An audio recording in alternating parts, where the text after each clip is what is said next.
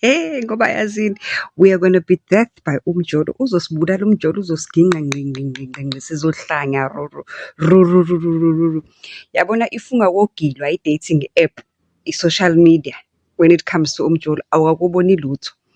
Lalela, sijoyine ngoba Tinder moments are coming up.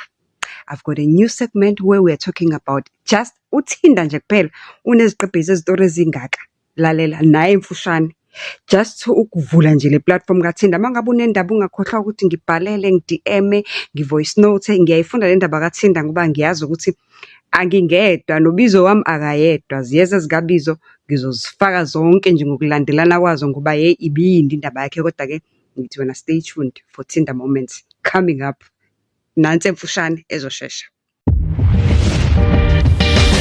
Hello, sanibonani Dumelang, igama uZandi, isibongo umfeka umalwandle lo lwandle kalwela lwezibhekane zonihambela lekude phezulu.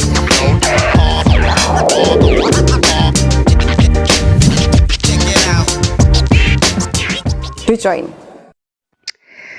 Uma umusha ke kule ngosi yethu eyindaba, ngicela ungalenzi iphutha uvele nje ucofe ulike, siyakwamukela nje okokuqala, siyabonga ukuthi ufikile nawe, siyakwamukela. Cofa ulike, ucofa usubscribe, uhlale ucofe no-turn on notification bell kusekhaya la. Kumnandi, ikhaya leli likhulisayo lakhayo elenza nje ukuthi impilo iphile. Ingakho ngithi life graduate come duze. Tinder moments is up, so send me your story. Just VN me 071-941-9417. You can write to me on Facebook, meaningful conversations with Uzandi Mfeka, or you can write to me on TikTok, conversations with Uzandi Mfeka. Please follow me on Instagram. Follow me on Instagram. Ngalesikhathi usangifollowisha ke wenza sure ukuthi uyangivotela futhi lapha kuma Purposeful Influencer Awards. Just go to la page ufike uthole nje i-post ethi Bad Podcast 2025 ubuso uthi kuma comments ufike nje ugaqa igama lami lapha uthi Zandi Mfeka and excuse me and then kuzoba mnandi ke kanjalo. Nansi indaba uthi usisi angagileka yini kuTinder phela nami ngizwile kuthiwa kuTinder abantu baya engage bayashada bathola amaqondana kumnandi uthando liyavutha bheka kuTinder. Uthi hayi nami ngingene halakasha ngingene ngiphakathi ngigaxele kuTinder ngoba hayi nami ngiyalifuna uthando bani ongalifuni nami ngiyalifuna uthando ngifane nabantwana balalela. It's a story time. It's a story time. It's a story time.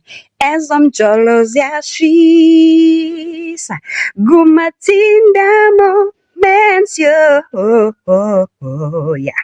Lalela ke athi usisini ngangena kuTinder ngala kanqa phakathi ngaswipe ke nami lapha kuswipe left kuswipe right ngaswipe left ngathi hayi mbongolo yakabani le left ngithi hayi ikhonde laphi ke lona leli hayi left uthi ngathi left ngathi right one day ngathi left ngathi right ngathi mangithi ngathi left ngathi right nangu sanele lo owami impela ke uyazi ko sisi ngokuthanda o tall dark and handsome uthi insizwa yakhona ilishiyile igabade kunama pictures la ama half cut pictures ama full photos khona yonke inhlobo yesithomo ngasicabanga ubhuti uthi muhle ushange cut esulekile ethule thethu udarky unebala elihle muhle usanele wakhona ngathi hayi angiswipe right mangiswipe right ayikwaqonda nathi hayi umuntu wami lo. Guys yazi ngine flu njoba ngiyivalele kanje kodwa ngithele indaba ngeke ngingayixoxa. Okay. Uthi ngiswipe right. Mase ngiswipe right. Sixoxe kuma DM khambi caca ukuthi hayi sikhathele phela ukukhuluma kuma DM manje asiyikhiphe le ndaba sifake na kuma WhatsApp uthi hayi bayafonelana baya video callana maba video callana ukuze kucace ukuthi hayi ke vele bayazana ke manje ukuthi hayi ngikhuluma nomuntu wangempela naye umuntu wangempela hayi futhi uyilento ayiyona na kuma pictures akhe naye uhappy ngami. Okay fine. Fine ke mabesuka lapho ke sebekhuluma indaba ukuthi hayi asibonane ngoba vele useThekwini nami ngiseThekwini. Uthi hayi babonana ke ngempela no brothers bayenze icashaza ukuthi bayohlangana phi eNikhozi. Those of you stay in Durban they know ukuthi ukudla kwaseNikhozi ayikona ama price mahle kakhulu futhi kumnandi udla kwabo. Hayi bahlangane eNikhozi ngalolu suku la khona uthi mabafika ke hayi ke kubo mncwa hug kube mnandi kube kuhle kube nje yaya usisi lo uthi hayi ngiyibona into yami ukuthi hayi angididekanga Mntanami ukhethe kahle. Uthi hhayi ngikhethe kahle. Umuntu wami impela lo. Uthi bahlale baxoxa. Uthi uma ngifika la ubhuti already ebese ode ubesephuza something, bephuza ama-corona or something.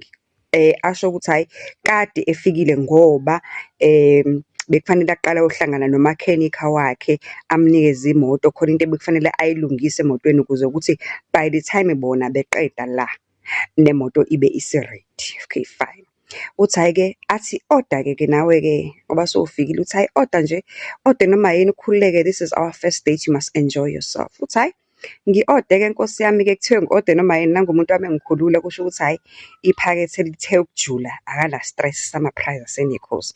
Uthi hhayi ngi-ode, uthi luckily at the time ngangisamile nje utshwaleni, so ngazi-odela i-orange juice-ke, ngazi-odela nemili eyayinama-ribs ne-chicken and something. Ukuthi hhayi-ke siyadla siyaxoxa kumnandi, i-conversation iyaflow. Uthi uyabona i-conversation mayiflowa nenini ngibuye ngisule la engidle kwangazuthi kuyaphumela, ngithathwe nethishu kuthiwe bese kuthiwa mnca. Uthi kumnandi nje.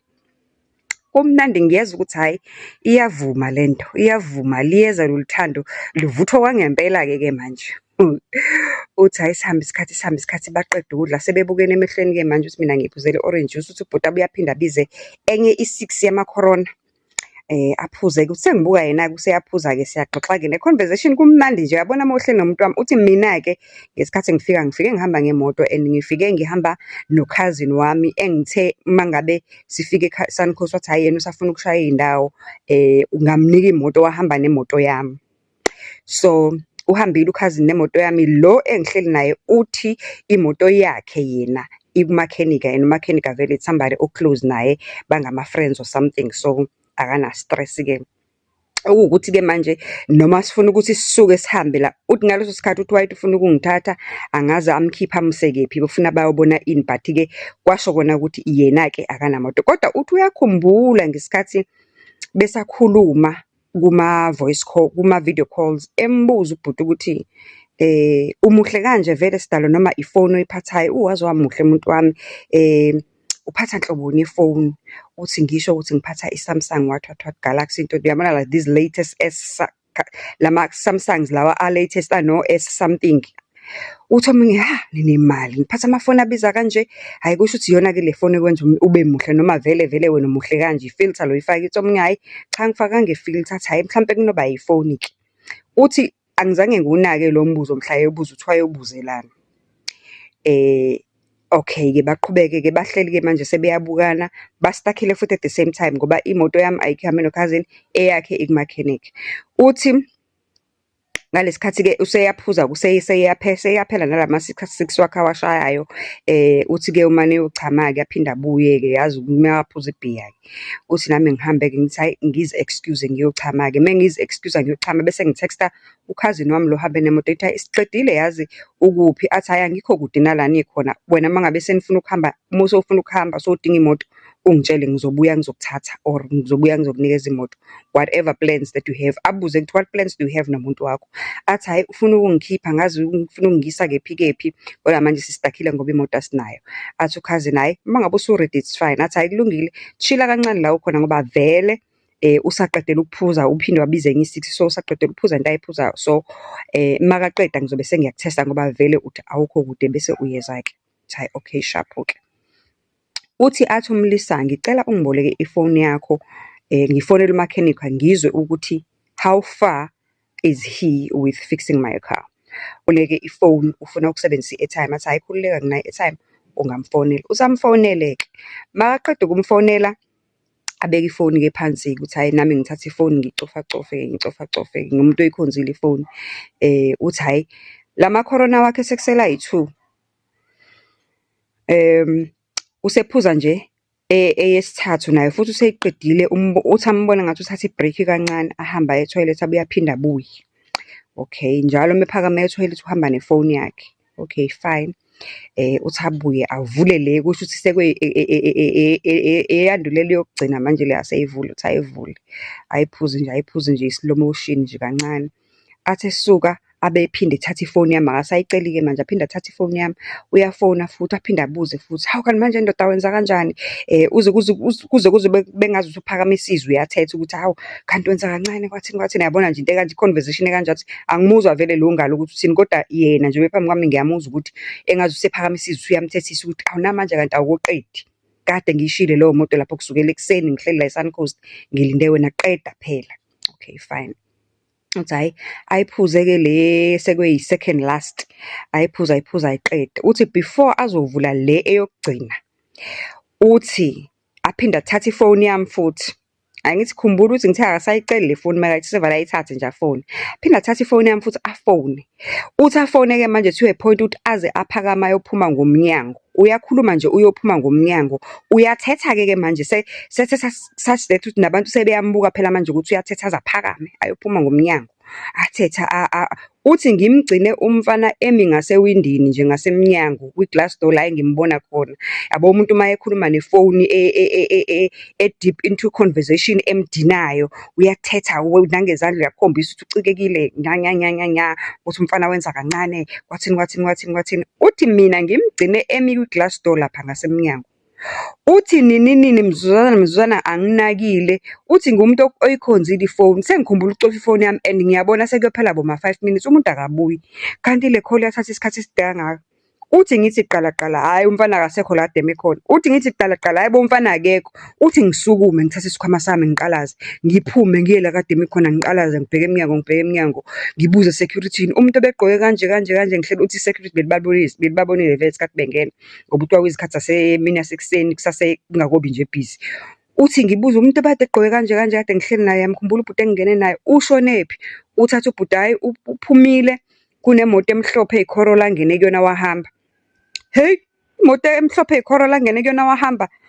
Uthi ngibuyele ngaphakathi-ke manje sengiyasangana ngibuze kulabo sisi laba, hayibo lo muntu kade ngihleli naye bebephume ngomnyango nje nimbonile nje ushonephi? Uthi ithenye i-waitress ebeyimi ngasemnyango. Ngithi hhayi uphume washona le, kodwa ngimbonanga ukuthi ushone kephi after that.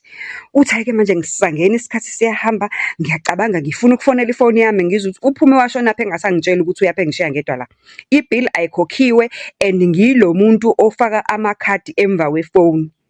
Yonke into yami kahle kahle isefonini. Njengoba ehambe nefoni angeke ngikwazi ukukhokhela i-bill, angeke ngikwazi nje ukunyakaza because my cards angaphakathi kwi-pouch efonini. Uthi sho, sisangene-ke manje uthi bathi biza i-manager izokusiza. Uthi babize i-manager ngichaze ukuthi kwenzeke kanje umuntu ebengihleli naye kwathi uthi angisazi ukuthi ushonephi. Uthi hhayi i-manager ithi hhayi no akunankinga, woza ngikufonise e-office. Uthi ngiyifonele ifoni yami iringe okokuqala, ngiyifonele angayibambi. Uthi ngiphinde ngiyifonele iringe okwesibili ivele i-drop. Uthi ngiyifonele okwesithathu, hawu seyingena ku-voicemail ifoni seyivaliwe. Uthi maye babo ngisangane, angisazi-ke manje angizazi nezinamba zabantu ngamakhanda. Inamba engiyaziyo yewele lami kuphela elisebenza CR Swat. Uthi ngilifonele, uma ngilifonela ngiyalitshela ukuthi yeyi uwele nginenkinga la kwenzeka u-1 no 2 no 3. Athi angikho-ke njengamanje e-CR, ngicela ukuthi uhambe uthole indlela yokuya khona uzongifica khona. Uthi ngicabanga inamba kakhazini lo hambe nemoto naye angiyazi ngikhanda. Uthi ngisangene, uthi ngibuye ngisheshe ngiphinde ngikhumbule ukuthi uwele unayo inamba kakhazini, ngimfonele again. Uthi ngisangene abantu bayangikhamfatha, waitress bayangiduduza, sekukubi manje sekumunca anginayo imali yokhokha. Uthi ngichaze-ke manje ku-waitress ukuthi ku-waitress bade mseva nasemenenjeni ukuthi anginayo imali yokhokha lo muntu uhambe nelokhunjana nefoni yami and ifoni yami inamakhadi ngemuva. Uthi hhayi akunankinga ngoba siyabona ukuthi ngazi kuyisimo esithanda ukuba serious. Uthi uthi angazi ayithole inamba kakhazini, afonele ukhazini, afike ukhazini amthathe bayovula i-case. Uthi ashiye ama-details akhe e-restaurant ukuthi uzobuya enza ama-plans okuthi uzokhokha-ke kanjani-ke emva kwesigameko-ke leso. Uthi kuthiwa umfana uma befika beyovula i-case, kuthiwa maningi ama-cases umfana a-linked kuwona. Khona isigameko la kuthiwa khona bathatha imoto yentombazane. Kuthiwa khona isigameko la ekuthiwa khona intombazane yafike yaripota ukuthi iqolwe umuntu 40,000. Kwabalwa kwakuningi amaningi ama-cases a-linked wona. To cut a long story short, umfana wagcina ebanjiwe-ke. I-case njengoba sikhuluma nje it's on. Sekuvuke nawo wonke-ke amanye ama-docket-ke ayeke avulwa ngaye umfana. Izimanga zikathinda nama-dating apps. Angazi-ke ukuthi sizojola kuphi ngoba phela i-social media sekwaba impilo yabantu, ama-apps sekwaba impilo yabantu, kodwa it looks like ngazuthi awanako ukuphepha. Kukanjalo-ke, this is the first of the Tinder moments that I am bringing to you. Esilandelayo istory side ngisisendelwe ubizo wami, sizoba ama-parts awu-5 ngoba besiside ngale ndlela ukuthi I had to break it down. Stay tuned for those stories, zizodlala zonke lezo next week. Kanti uma unesakho ofuna ukuthi-ke sisixoxe, ngi-DM.